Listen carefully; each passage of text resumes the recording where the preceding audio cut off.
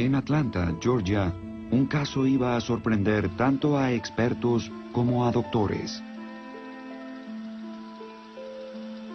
El cardiólogo Michael Sabon también estudiaba las experiencias de casi muerte cuando se topó con un relato extraordinario. Pam's case is unique in the fact that she had her near-death experience at a time that she was fully instrumented and under medical observation. And I think if you wanted to construct a laboratory experiment where you had someone and took them as close to death or perhaps even into death as possible and then bring them back and ask them what they could recall, Pam's case probably comes closest to that than any other so far that we know of.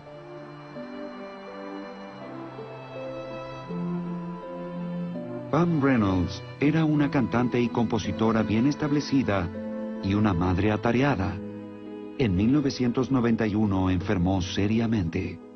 I began to experience extreme dizziness, loss of speech, some difficulty in moving the body. And it was at that point that my physician recommended that I have a CAT scan. And the CAT scan, of course, showed the aneurysm. And it was a big one. It was a giant aneurysm. I was referred to a neurologist, and the neurologist gave me little or no chance of survival at all.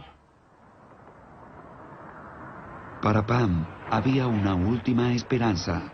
Realizó el que creyó sería su último viaje de 3.200 kilómetros hasta el Instituto Neurológico de Phoenix, Arizona.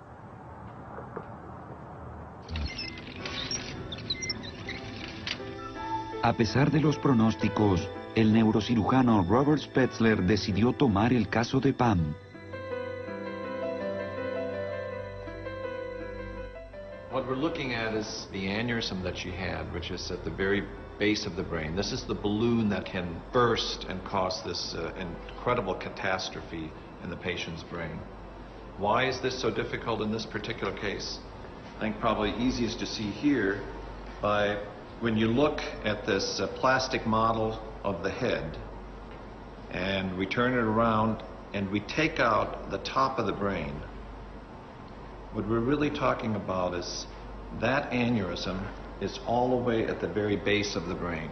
And that is why it's so incredibly difficult to get there. So you have to go somehow through the skull, because remember the face is here and the neck is down here, to get down to this very difficult spot. La operación a la que iba a someterse es conocida como la operación inmóvil. La temperatura de Pam descendió hasta los 15 o 10 grados centígrados.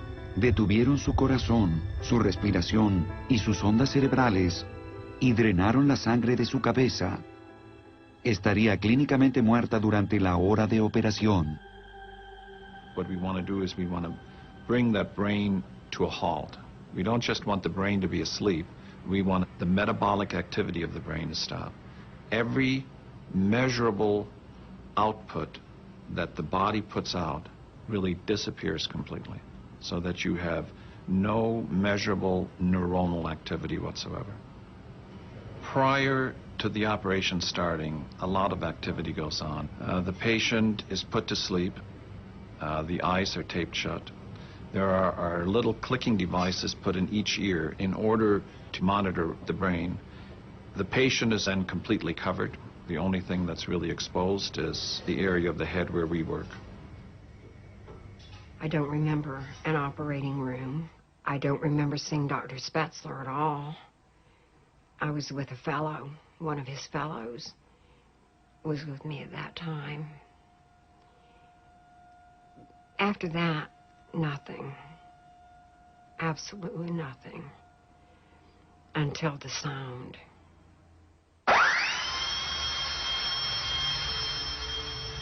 And the sound was unpleasant, was guttural. It was reminiscent of being in a dentist's office.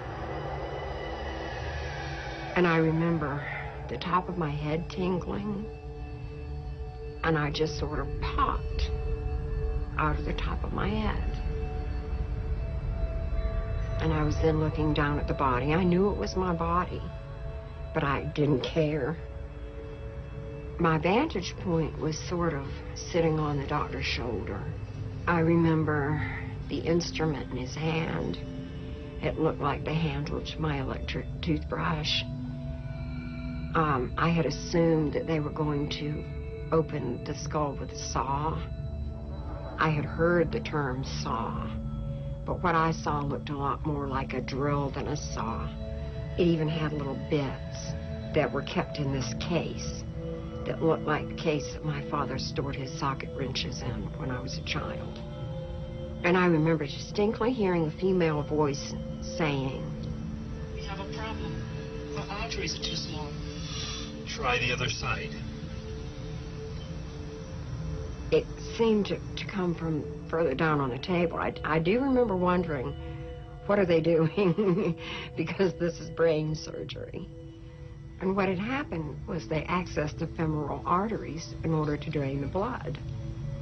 And I did not understand that.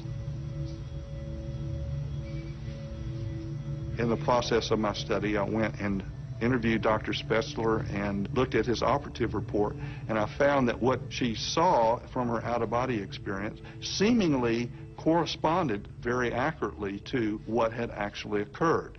She looked at the bone saw that was being used to cut open her skull. I didn't have any idea what this thing looked like.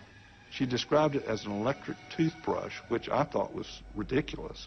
I had to send off for a picture of this saw to Fort Worth, Texas, to confirm whether or not what she said it looked like actually was accurate. And I was astounded when I saw the picture. It indeed does resemble an electric toothbrush. I don't think that the observations she made were based on what she experienced as she went into the operating room theater. They were just not available to her. For example, the drill and so on, those things are all covered up. They're not visible. They were inside their packages. You really don't begin to open until the patient is completely asleep so that you maintain a sterile environment. She also heard a conversation during the operation between Dr. Spetzler and the cardiovascular surgeons who were cutting into her legs to hook her up to the heart-lung machine.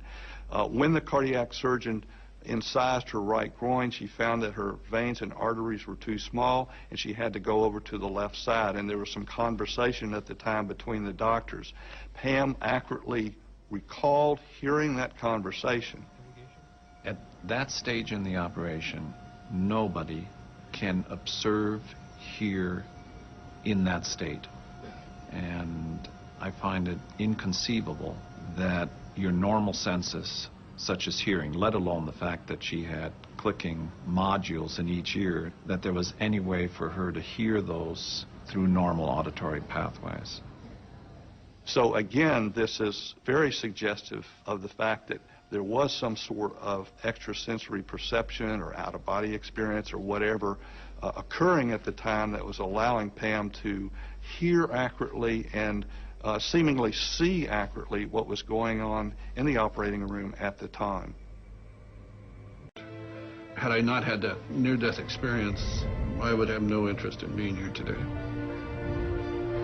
I think death is an illusion. I think death is a really nasty, bad lie. I don't see any truth in the word death at all.